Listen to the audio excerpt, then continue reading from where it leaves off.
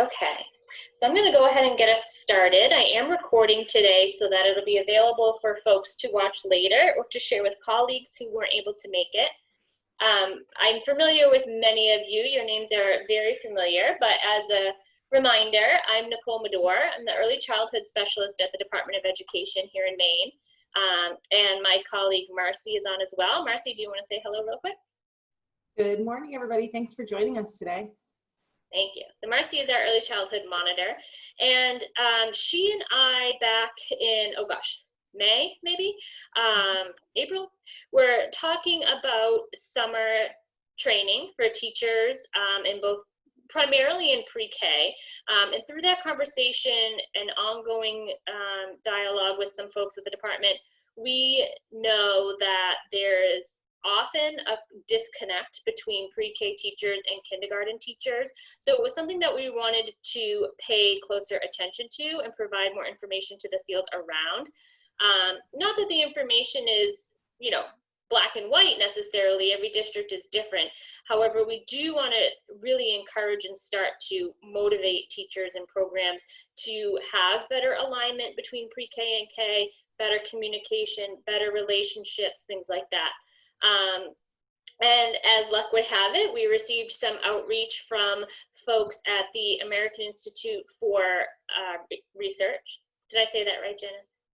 You did. Thank you. And reaching out, wanting, you know, to see how we were doing as a state in terms of PD and in terms of outreach to the field during the COVID-19 closures, and wondering if there was any assistance they could provide. So the timing was just right. Marcy and I were like, yes, there is something you can help us with. So we've been going back and forth with colleagues there, and I'm just going to introduce Janice to you all, and she's going to take it from there. So Janice Kaiser is joining us from Texas today, and I'll let her do her introduction because she'll be far more eloquent at it than me. So welcome, Janice. Thank you. Thank you. Thank you so much for the opportunity to be here and to network with all of you and learn with you. I am in Austin, Texas, and it is already very hot. And like all of you, we are working at home and have been for a while. And the irony is that I have this gorgeous office in downtown Austin, and prior to the pandemic, I would moan and whine about traffic and, you know, do everything I could to work at home most of the time until I had to work at home most of the time. And now I'm whining about wanting to go back to the office and sit in traffic. So I'm sure there are lots of people that are experiencing that strange dynamic right now. But my background is in early childhood education. I have been a center director for an NAEYC nationally accredited program, did that for almost 20 years. I then worked for one of the education service centers here in Texas, training and working with teachers and school administrators, primarily to build collaborations between programs like Head Start and child care centers and public schools. And then I made my way over to AIR about 7 years ago and moved into the research practice kind of field. So that's a little bit about me. So today we're going to talk about professional learning communities and what that could look like for you all. And we'll just kind of step through. I want to make sure though that I say this is our opportunity to chat and talk. So please feel free to use the chat box. Feel free to raise your hand and we'll take time for questions, things like that. We really want to hear from you too.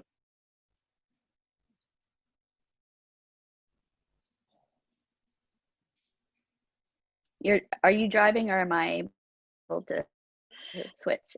Yeah, I'm trying to make it go. It's not wanting to. Not wanting to. Hang on, let me try. There's always something, I'll tell you what. That's all right. There. Did that not go? See, this is what happened. Okay, bear with me, folks. I'm really sorry. I'm not sure why this is doing. Please advance. There we go. Got it. There we go. You can skip one more.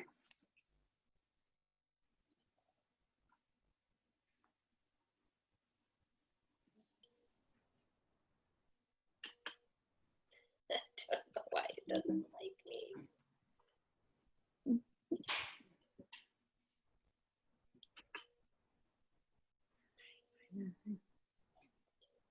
This is going to be an issue, Janice. Oh,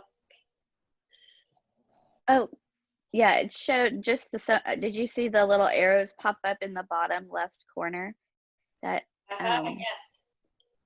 yeah, it was, they're over there. It's very faint. Okay, this is good. This is where we are.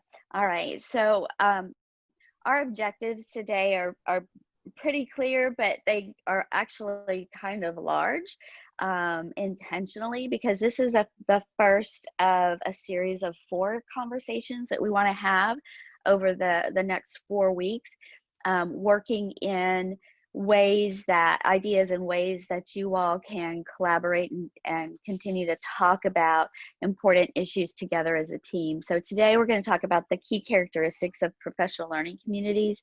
And we're going to talk about how to make PLCs work for you, because your work environment might be very different from, say, another group of teachers, or even one another, you all here in this group. And then we're going to talk about ways that we can build in some supports for you to have these collaborative opportunities to work together. Cool.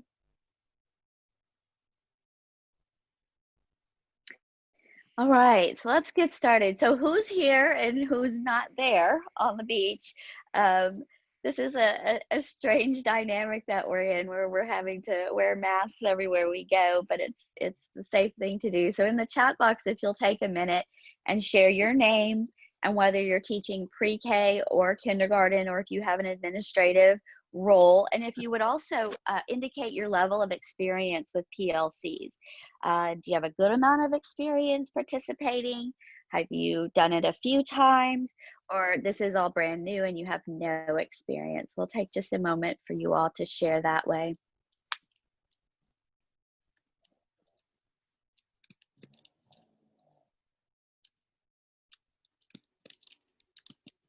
Okay, looks like Mary Beth, are you working with pre-K or K?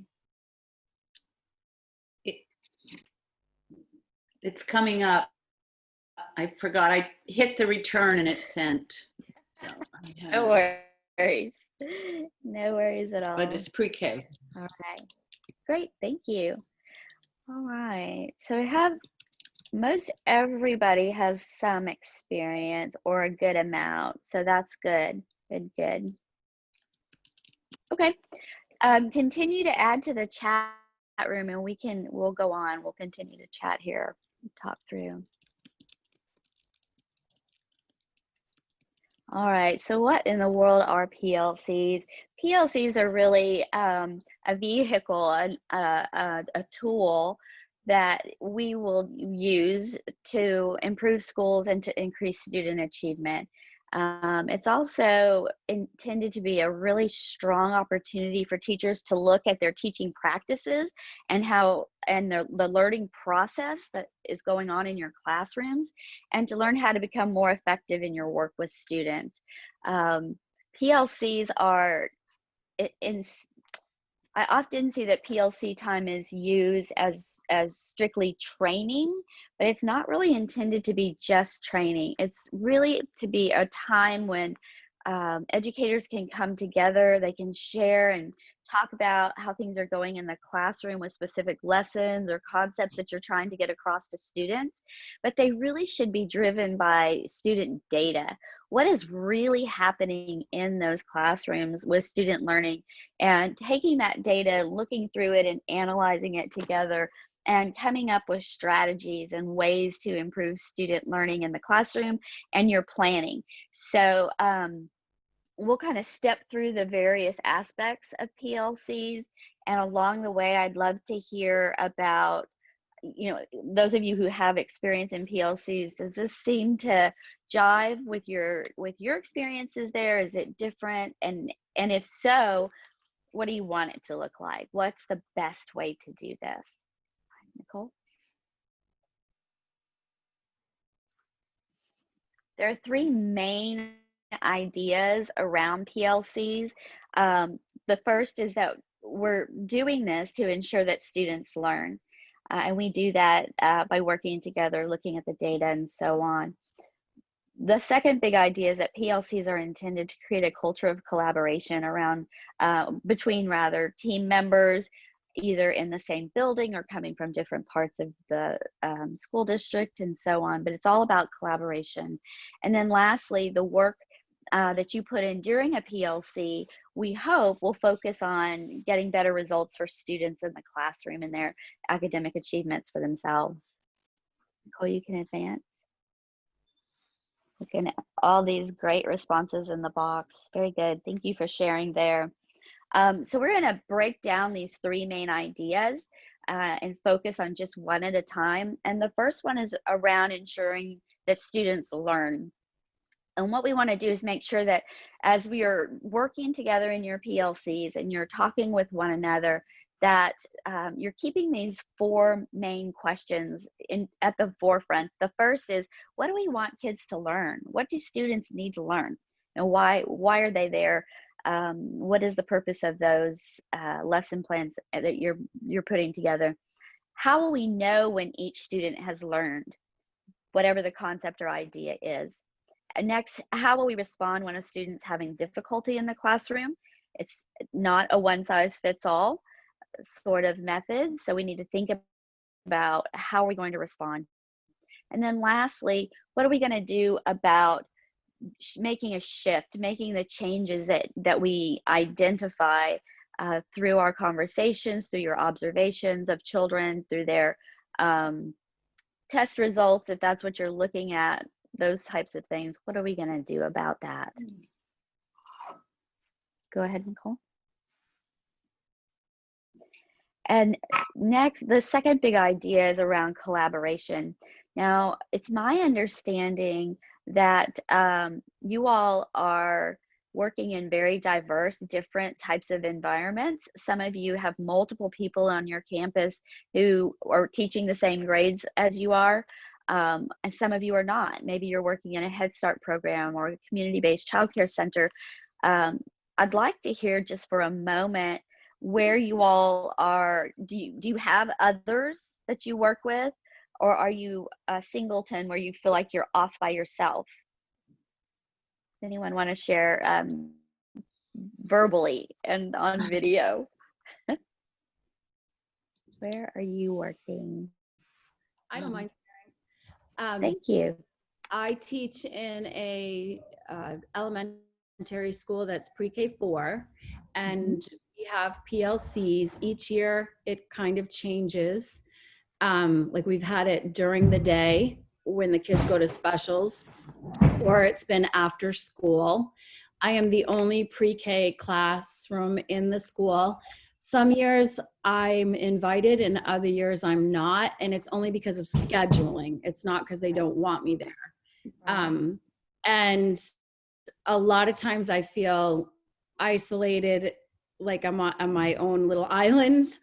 But then other times I do feel included, but a lot of things in the PLCs are really not about pre-K. It's focused on the K4. But in our district, we have one school that's Head Start and 2 other schools that are public pre-K, and the public pre-K teachers and myself actually after school 1 day a month did on our own time our own pre-K PLC. Nice.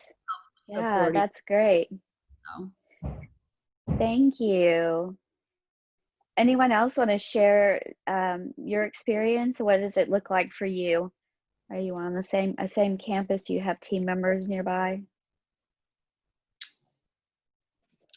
This is Mary Beth. I am the only pre-K teacher, and we're in a pre-K to grade 8 school with just under 200 students, quite rural. I have a wonderful ed tech who's on here somewhere too today. And I am invited to the pre-K, we call it pre-K to grade 2. And this is my 4th year, and this is the best year of PLCs we've had. I think the pandemic, we met all through the at-home learning, and I think that was really brought us together more. But I have felt very different, even with kindergarten. And it's been a huge frustration. So this is really good. Good. I'm glad to hear it. I'm sorry you've been frustrated though. But what I'm hearing is very common. We would hear the same things here in Texas, and we've got over 1,200 school districts across this big state. And talking with teachers around this idea of collaboration evokes all of these same feelings and situations that you all are sharing. So the big idea number two is that PLCs are designed to be collaborative. That's in a nutshell. I mean, that's one of the most important things about this is bringing you all together. It really should be a systemic or a systematic rather process where teachers are coming together and you're analyzing classroom data and student data, looking at practices and really talking about it and learning from what you're seeing. It should be an ongoing cycle, not something that occurs every, once a semester or once a year or once over the summer. That's really not the intent. It should be quite regular. In a very, very ideal situation, it would be as frequently as every week or every other week, but that's challenging, and we know that. Sometimes it's once a month, which is um, probably about as far out as we would like to see it. But again, we're understanding that it's difficult to get people together, and we'll talk through a bit how that could happen and make it a little bit easier. So during your collaboration time, though, as you're looking at student data, as you're thinking about the classroom and how are you teaching and what does it look like, you really ought to be generating very deep questions of yourself and of your colleagues. You should be setting goals and talking about strategies and thinking through what kind of materials could I add to the classroom to enhance student learning, to support the types of outcomes that I want to see and need to see for students. And this should also really be an opportunity to talk about concerns you might have about the classroom, about what you're teaching, about students, but it's really not intended to be a free for all, right? Where we've all been in those meetings that have, ended up into gripe sessions. So it's important to keep a structure in place so that everybody knows what to expect and how the time will be spent together. We can move on, Nicole, to number 3.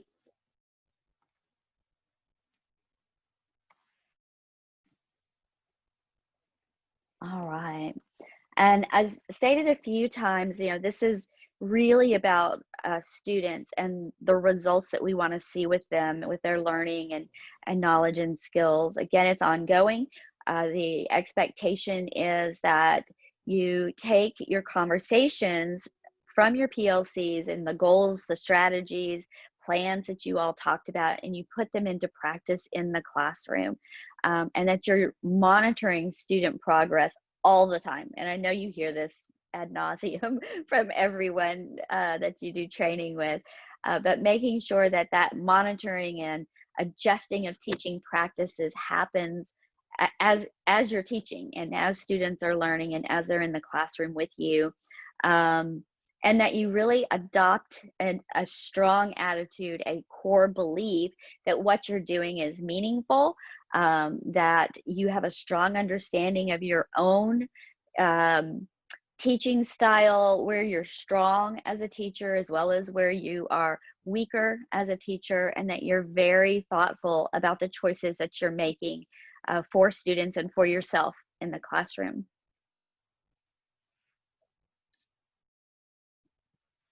All right, so I've heard that some of us are feeling a little bit alone. And what are those challenges that you face with feeling connected to maybe your peers, your school administrators, um, mentor teachers, whoever it is that provide you support?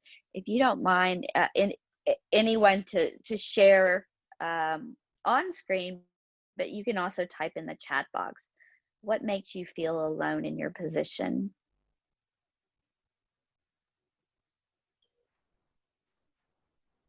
Don't be shy. I'll share again. One thing that makes me feel alone is that I am the only pre-K teacher, and my schedule is different than the rest of the school, meaning like lunch and recess. And most of the time I really don't mind that. And in fact, sometimes it's kind of nice. I'll share that. But in a lot of ways, it's really hard because I feel like I'm forgotten about.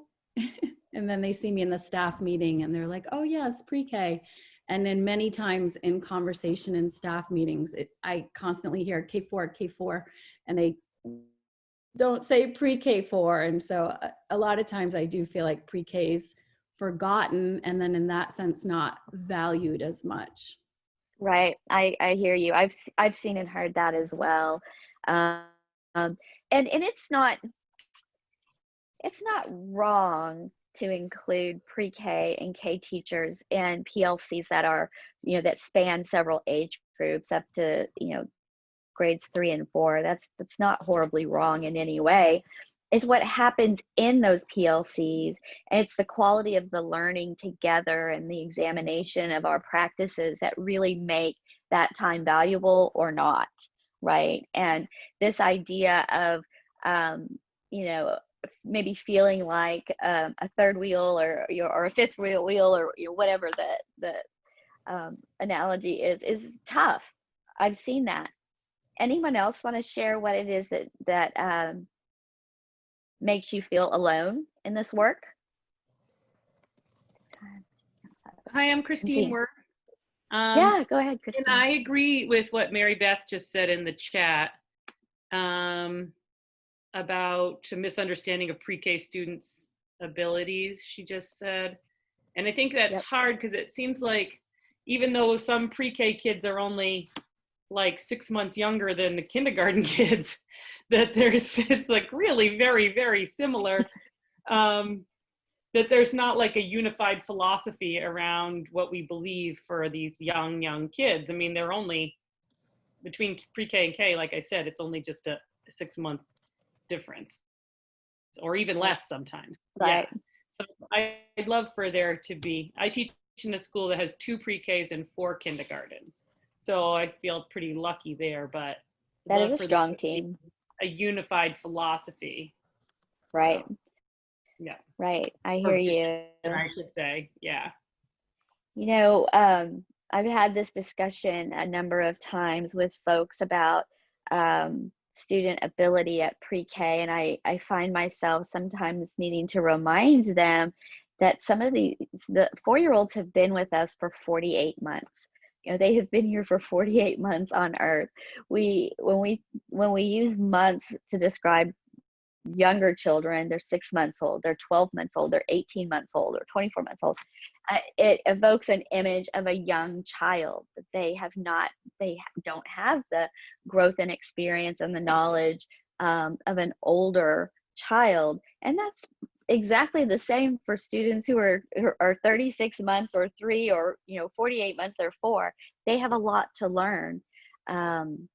But they are fully capable. They're not babies. And I've often heard pre-K teachers say they think we just play all day, that it's just fun and games in the classroom. It's not real learning.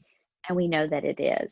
I'm seeing a lot of things around being physically apart. That's absolutely true. No grade level peers in the class or in the building rather. Yeah, we've seen all of this. And let me see what this one comment is. They only meet with us to see what the children's behaviors will be when we send them off to them. Yeah. So it sounds like the priorities and the structure around these conversations is a little bit off. So we'll talk through how we might be able to get back on track. Go ahead, Nicole, and skip to the next one.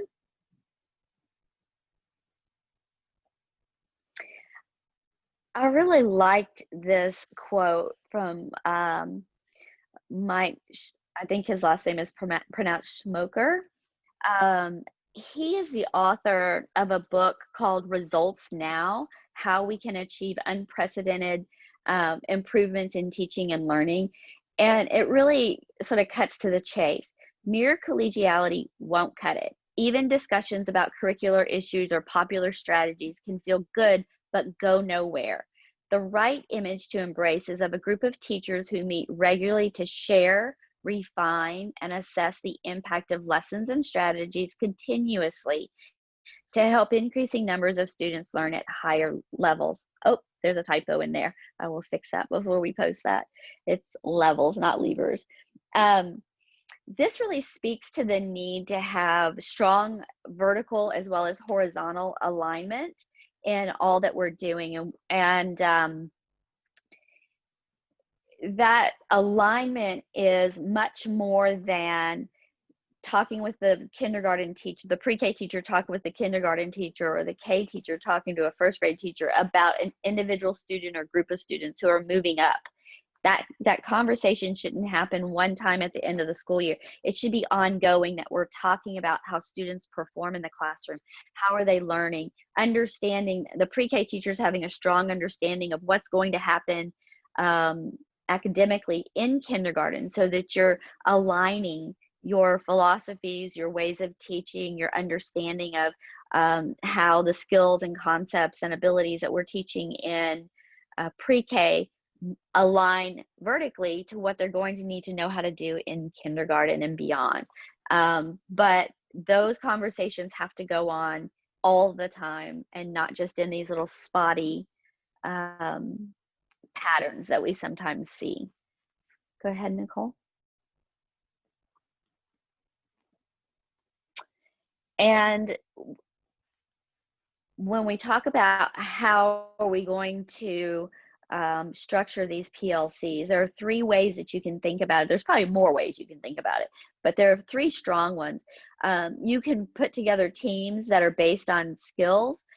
So you have more of a horizontal type of a team, where it's all folks who are working with English language arts, have an interest in talking about how to improve teaching in English language arts across maybe pre-K and kindergarten.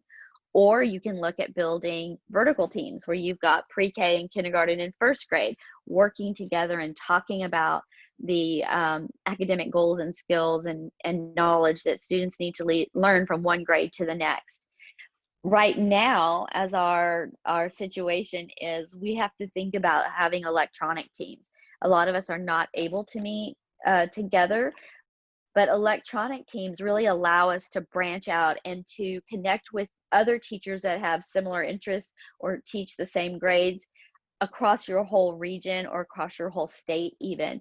PLCs don't have to be limited to just the folks in your school district, though that's the most popular way to do it, because it really, in that regard, really allows you to align with exactly what's happening in on your campus or in your school district at large. But it's not out of the question to connect electronically with others around the state who teach in similar situations as you do.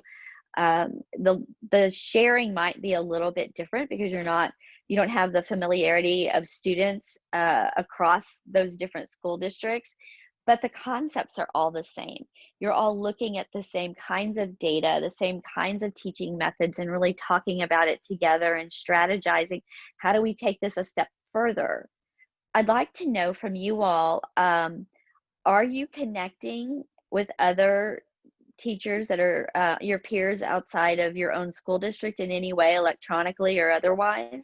Do you do anything like that? Hi, this is Lindsay. So Lindsay. I work in a really rural area. We're like near Greenville. I don't know if anyone knows where that is, but we're kind of ways off of the city towns. And there are a few, me and the connecting town, Dover, me and that pre-K teacher, we do a lot of collaborating. And even during the whole pandemic, we actually talked to one another. And then also just keeping in contact with some of the people that I went to college with have been helpful, kind of connecting with them and talking about different things in the curriculums that we're using. So that's kind of how we do it in the rural area. I don't know if it's different somewhere else, but. That's great. Good to hear that you all are connecting with one another. Do you have a plan to continue to do that on a regular basis, or is it put together sort of only as needed? So I know me and the pre-K teacher from Dover are planning on trying to at least meet once a month, whether it's virtually or in person. And some days, some weeks we just connect weekly just to see how things are going and how to move forward, especially during this time.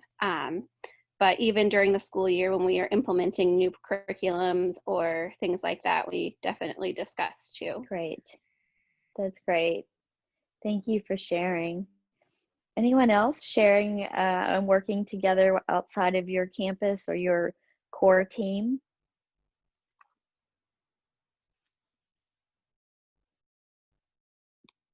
Hi, I'm Sue Chevalier. I'm the pre-K director in Portland, so I'm not in a classroom teaching role, but especially during closure, we've been doing a lot of collaboration across others in pre-K leadership positions, just so that we're not all in isolation and reinventing the wheel. Some of that has been facilitated by some of the DOE calls. Thank you, Nicole and Marcy. And some of it has been offline and. And do you all have a plan to continue doing that too? There's not a set plan. It certainly would be lovely to continue, but of course, right now our main focus is what the fall looks like. So everyone's pretty embroiled in their own little district bubble. Oh, I understand completely. And one of the projects that we're working on right now at AIR, we're supporting the Oklahoma State Department of Education, and we have been bringing all of the pre-K, kindergarten, and first grade teachers together on a regular basis. It was once a week beginning in April, first week of April, and we considered that a very large PLC. We would, upwards of more than 100 teachers would join those calls each week, and we were really able to talk through how it's going, teaching distance learning and having students at home and things like that. The teachers really gravitated towards those weekly meetings because it was very supportive, and it really felt at a time when we were all sort of feeling isolated, it really felt like a team, and that you had peers around you that understood. And the time was really well spent because we were able to talk about, how do we support families at home and keep our eye on the fact that the pre-K children are going to advance to kindergarten and the Ks are going to advance to first grade. In spite of all of this craziness that's happening in the world right now, these things are still true, and we still have to continue to work towards that. So we backed it down to every other week until we hit summertime. So I think we did weekly in April, every other week in May, and the first part of June, and now we're meeting monthly. And it'll probably ramp up again, I assume, as we get into August and see how that goes, but it can be quite successful. Yeah. Anyone else? Yeah, go ahead. Oh, okay, I guess I'll go. In Maine, excuse me, we have, a registry called Maine Roads to Quality that we have to belong to. And they have what they call communities of practice. And I was going to a local one, but it was child care providers, which our issues were really different, and pre-K. And then the closest one, they were held at night, which you don't have so much snow in Austin, but in Maine in the winter, it's about a 30-mile one-way trip to the town where they were having them for pre-K teachers. So I enjoyed going and having kind of the camaraderie, but it was a very different format. But right. So there is that offered, and I'd love to pick your brain sometime if you're going to talk about what you think about pre-K starting in the fall virtually, if it has to, because that's the big question. It is the big question. Yeah, that is the big question. We're going to do this series. I'm hoping that, I think it's the next series, we're talking about social and emotional learning next week. And I think that we'll have a good opportunity to really talk about what is this going to look like. I will share my contact information though, so Mary Beth, feel free anytime to reach out. We can chat. But we will definitely be getting into that. This idea of building communities of practice. They're slightly different from PLCs, and I lead 2 different communities of practice right now across 5 states. One is an early childhood group, the other is an English learners group. The idea there is it's all about sharing as well, but the communities of practice don't dig as deep into student performance and making plans and changes on the ground in your classroom. It's more about, hey, this policy came out, from the State Department of Ed. How are you implementing that? Or, it's really a sort of a larger view of what's happening in early childhood. And it's very valuable. COPs are amazing and they're very, very supportive, but a little different from PLCs. So when you can squeeze both in, it's a great idea to do so, but hard. I understand that for sure. Anyone else? And then we'll move on. I was just going to share that in Portland during closure, we have 11 pre-K classrooms. And so we were having weekly virtual meetings. And, I think as the director, I learned the power of the collective ability to do that weekly rather than what typically would be happening in non-closure, which is definitely not weekly.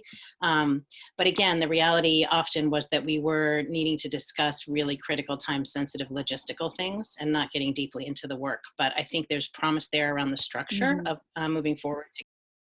Right. And PLCs most definitely can be achieved electronically. There's just no reason why they can't. It comes down to someone, the team really talking about how to use that time effectively and keeping on task with the conversations around student learning and, student success. And then secondly, adding time or a different meeting or something on the agenda that maybe is right at the end of the PLC where you can sort of talk about housekeeping things that need to be discussed, but keeping the primary focus of the PLC on student growth. And sometimes that gets hard, but I'm hoping that even if we when, not if, but when we finally are back to some kind of normal on-campus teaching, that the PLCs will, and these conversations you've been having will continue, Sue, and that closeness will become so important that people want to join. I want to keep doing it. So, all right, let's move on from here, Nicole. Janice, will I be able to share this PowerPoint with folks after? You will. The only thing I need to do is add my resources at the end. Okay. A reference page. Yeah, you're certainly welcome to do that. Somehow though, I'm not able to see the PowerPoint again. There we go. I got it back. So this is really where I think the rubber kind of meets the road in terms of designing PLCs and making them happen. So in order for PLCs to really be effective, they have to have support. You absolutely have to have support from all levels of your school administration. PLCs are not, as I said in the very beginning, they're not a hit and miss type of thing. They should be very regularly scheduled. School administrators, principals, teacher leaders, mentors, whomever, division directors, whomever you've got in your district that is responsible for coordinating time and meetings really has to buy into the idea that this is important time. It's not optional, that teachers really need time and space to be together. This gets really tricky, and I've seen some comments about not having enough time in the day. There's not a great solution to that. I think that, universally teachers feel like they just don't have time to do everything that they need to do and add one more meeting. However, if PLCs are structured well and they are consistent, the work that you do collaboratively in the PLCs should make your daily classroom teaching easier, better, faster, more efficient, all of those things. But again, it's coming in with a set agenda. It's using the time to really work and really connect with one another and have a strong understanding.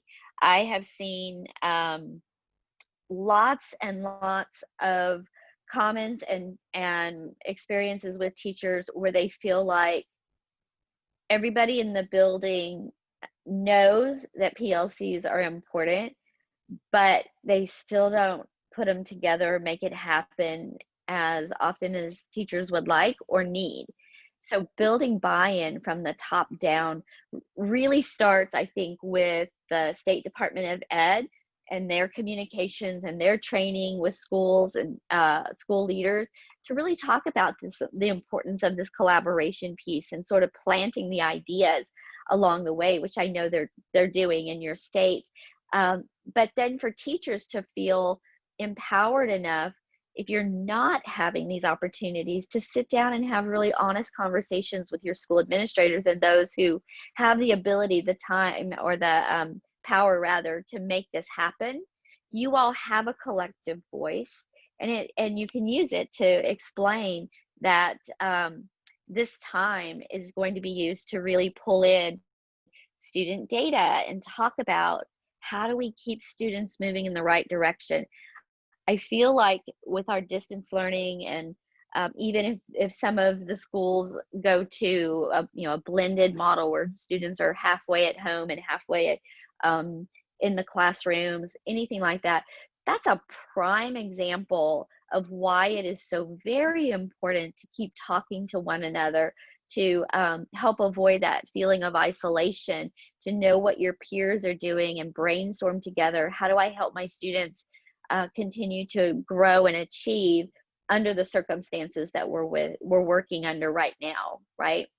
So I would like to encourage you to talk with your school leaders, with your peers, if you feel like PLCs are not happening as often or regularly as you want, or if they're not happening at all. Maybe it's a matter of folks not understanding the true value or the intent.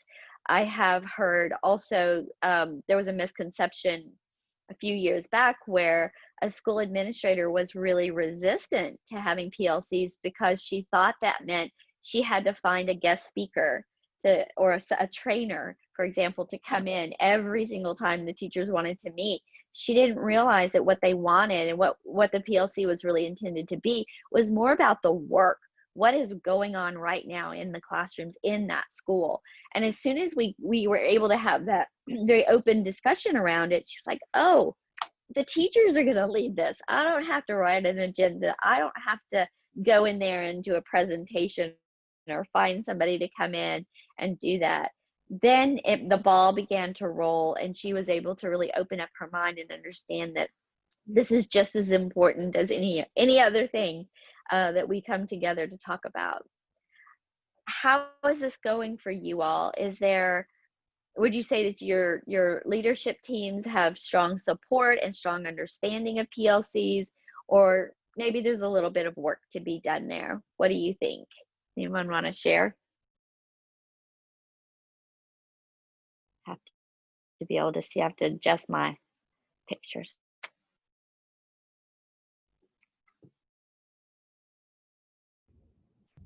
I think some of it, some years we've been stronger than others, and the understanding from administrators, there was 2 years in a row that the PLCs did a book study. So we read a book, and then it was all about the book, which is really great. There's so much to gain from that.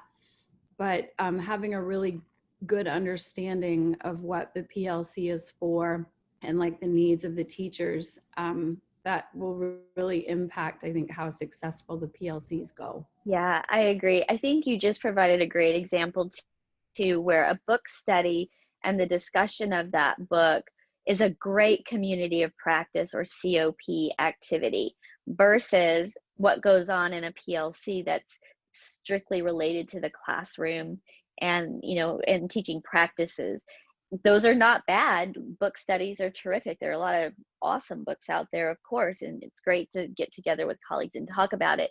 But it does take on a different sort of flavor or focus for sure. Thank you. Anyone else? What kind of support are you getting here?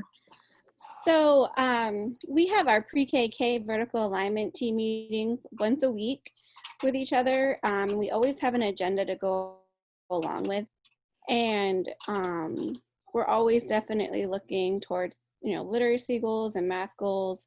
And this last year, I've actually felt more in the loop of what's going on than I have in past years, but our principal has been really working hard getting pre-K to be very involved in the school so that, you know, that there is an alignment from pre-K to K, and that I know this comment was made that pre-K and K are not that far off from each other. You know, there is a 6-month difference of age gap. And, you know, it also gives us the opportunity to encourage kindergarten teachers to try to do more play-based activities within their learning, because children learn best through that way. So I think we've had a positive experience, especially even meeting twice a week during this pandemic time. So Good.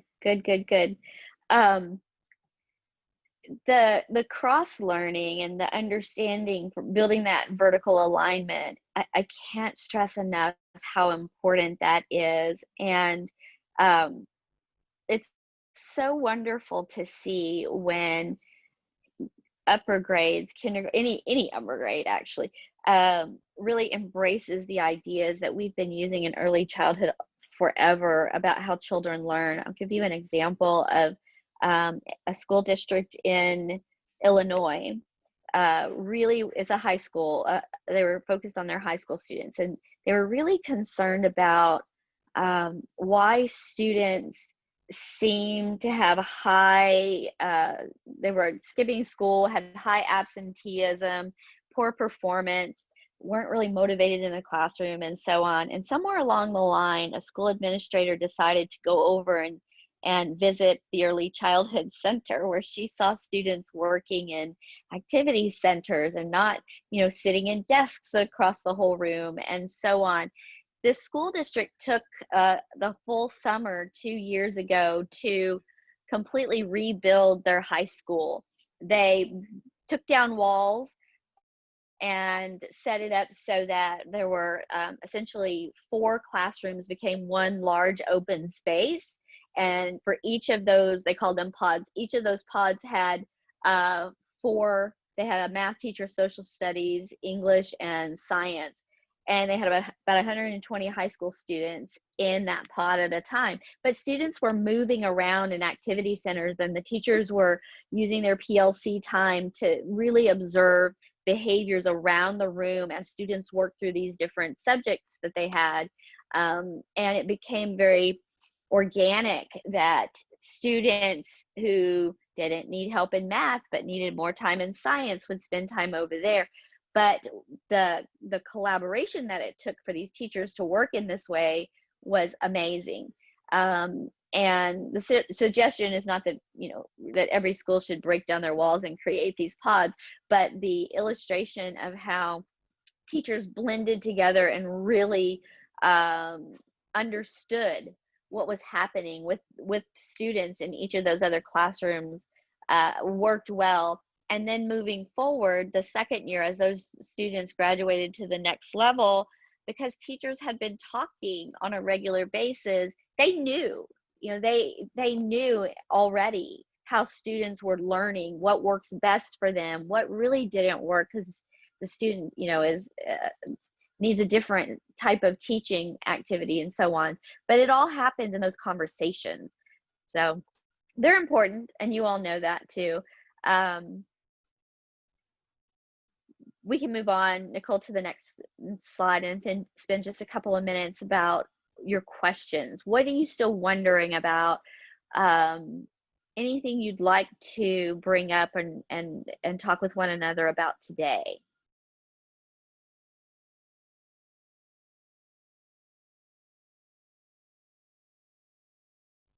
Anything come to mind? I struggle a lot with some the whole part of play-based going into kindergarten students, sitting at desks and doing seat work. I'm looking at developing more of an outdoor classroom this fall, and I have a first grade teacher who's really interested, but the kindergarten teacher has not shown as much interest. Mm-hmm. And I also, like, if my students have already been exposed to all the letters or most of the letters and numbers just through play and incidental and, just across environments, and then to have to go to a curriculum where they may already be writing. I have some pre-K students who are reading because we've done direct instruction, but they were reading. ready. Mm-hmm. They're ready, and then they have to go do a letter of the week.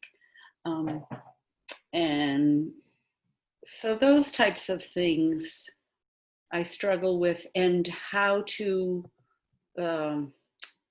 like, I may have a youngster, one little girl comes to mind whom I felt was like the epitome of a really good little citizen, a really good helper in the classroom. When asked to come and sign her name, her attitude, and she said to me, well, I don't know how, but I guess I'm gonna try. And I was like, oh, just really great things. And then when you go to a PLC, we're also accompanied by, we have a Title I reading teacher. And, I know you talk about data, and I struggle with so many things that are hard to quantify. But that seems to be what people sometimes look or often look at. And I just think about, but that work ethic or that willingness or that attitude, it's hard to put a number or something on it, but I'm kind of heartbroken when I hear them as they get to older, I'm thinking they're only in kindergarten and they're already being, well, they can't this or they don't know this. And it's like, anyway, so those types of things are my struggles. And, we really look at our children and just see all the strengths, and we see their need modified, but they aren't babies. And even the language used around pre-K. I went to a DOE webinar, and they and the National doesn't have pre-K to K on a lot of their literature. And so we see the strengths in these little people, and that is my most frustrating point, I think. Right. Yeah. And it's a good point that you're making. Ideally, these are the exact conversations that should take place through the PLC, where you're building understanding of what are the teaching practices that are really working or not working, and how is it going to look and feel and be when students graduate from one grade level to the next. Perhaps you might discover sometimes that the kindergarten and first grade teachers would really love to be teaching more with activity centers and less with structured desks and so on, more hands-on activities, things like that.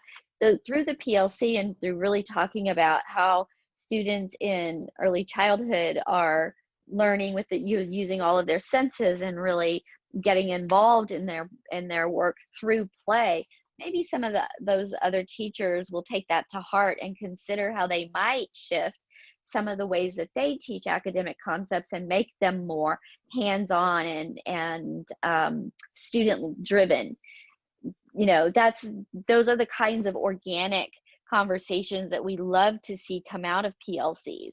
Now, does everybody walk out of the PLC and change their practice? No. But every time we plant the seed and we keep talking about it, we're hopeful that change will come. And certainly there's a lot of work to be done in that area around educating others about the importance of student-led learning and things like that, and play-based learning. But we can get there. I'm sure we can get there. We just keep plugging at it. I want. Anyone else? I Yeah, wanted to please. piggyback. I can't. My screen only shows me a couple people, so I don't know the lovely lady who just spoke. But I agree with everything she was saying, and I think one of the challenges that I'm guessing a lot of people see, and I see it in my district, is the kindergarten teachers are all on board with like what I do in pre-K and the play-based, but they're not allowed to have the kitchen and the dramatic play. And this is the challenging part for us is, you know, we keep planting the seeds to administrators and wanting it, but then there's a point where there's only so much we can do. So I'm always looking for suggestions from Nicole or anybody about like how to get the administrators educated, because it seems like a lot of them think that like early childhood ends at the end of pre-K, and that like kindergarten and first grade, even second grade, that's not early childhood. So I think I'm sure I'm not alone, but that's a challenge where when the teachers are all for it, but now how do we sway administrators, school board, whoever the big decision people are, Right.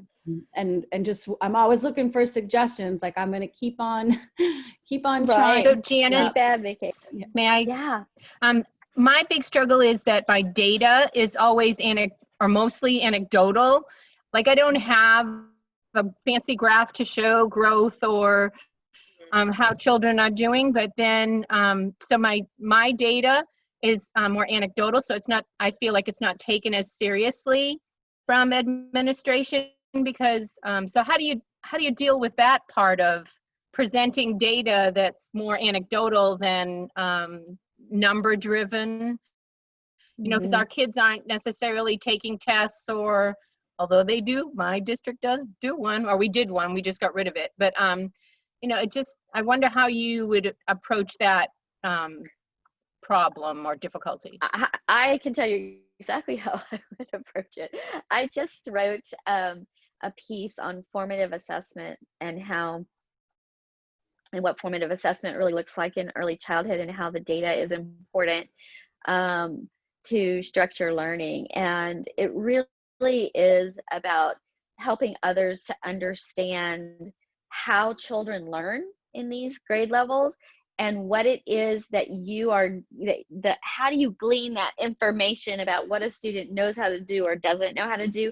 9 times out of 10, you're exactly right. It's out of observation. It's the one-on-one time that we spend with a child, you know, asking open-ended questions, observing the behavior, checking for knowledge, and really trying to hone in on whether or not this child has achieved the skills and so on that we wanted them to. But what I did was I created a Venn diagram that showed the importance of formative assessment, summative assessment, and then that middle piece, that ongoing progress monitoring. And it's not this big sin to have you know, some kind of a formative way of evaluating pre-K and kindergarten students and what have they learned over the course of a unit, a semester, a year, whatever. But it is vitally important that leadership understands how children learn. And it's not unusual at all to have this sort of disconnect that exists. So my approach would be really open and honest conversations. I would perhaps look towards the Department of Education, the State Department of Education, to maybe provide some supports around these topics to help leaders understand. But it's also, you know, not out of the question for you all to be your best advocates, and when that data question comes up, to be able to talk strongly and accurately about how it is that we know how a young child has learned their ABCs or whatever concept it is, right? That it's not a paper and pencil test most of the time. And you just stay the course. continue to talk with one another, continue to network, continue to build your collaborations and open up those discussions. Because if your leadership team hears it from the pre-K teachers and the kindergarten teachers and the first grade teachers, that there's power in those voices, right? But also I think another major piece of this is that administrators have to be present in the classrooms from time to time to see how the learning is taking place and to see you assessing and observing and collecting data in a very natural way. And then you step back from the children and debrief with your observer, your principal, your teacher leader, whoever was in there, debrief with them at a time outside of the classroom to say, when you were in my room, I was talking with this student, and this is what I learned. This is the data I collected. And if you start using the language around them and showing what that looks like, they'll come around, they'll pick it up. Maybe not quickly, but it's all in the way that we approach it, so ask for those follow-up conversations, ask for those observations. Can you stop in and watch, or those sorts of things. I'd like you to feel empowered to be able to do some of that. I'm cognizant of our time. We're at the top of the hour. I have a little bit more time to just stay and chat. Nicole, if you'll advance the slide, my contact information is there, and we will be together next week. I think is SEL. I'll double check that, but I believe that's our topic now.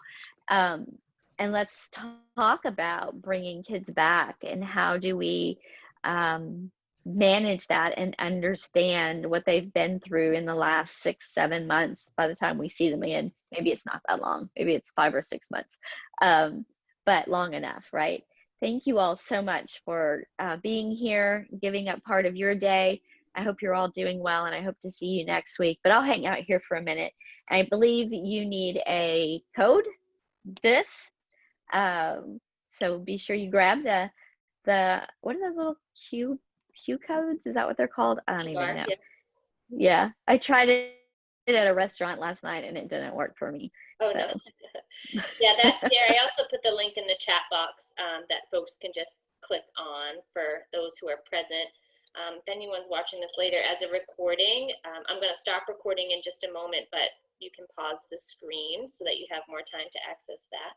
And then I'm really glad that we brought up this conversation too, and Sally, you sort of read my mind earlier when you were responding to Mary Beth around the importance of administrator support and administrator understanding of what we mean when we talk about early childhood and appropriate instruction in pre-K, K1.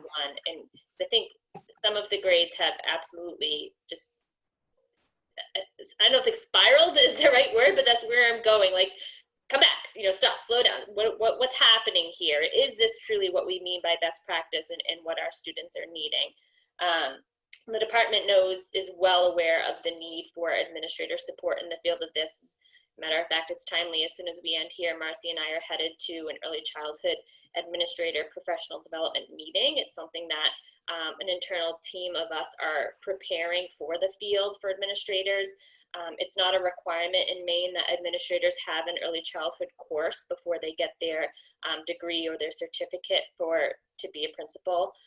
So that's a bigger policy change that I would love to see come to Maine, but that's not short term, that's a long-term goal.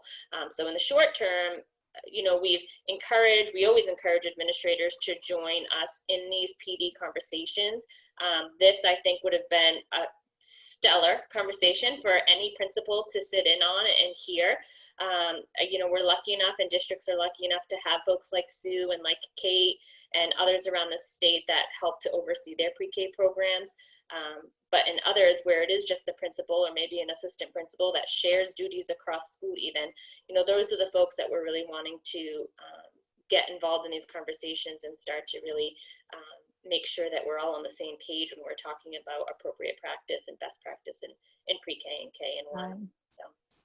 So thank you, Janet, so much. Oh, you're most welcome. And I think too that we have to be aware that we can't assume that there's any ill will intended in any, in any of these decisions. It could very well be that they just aren't familiar with the grade levels, as familiar with these grade levels as they may be with others.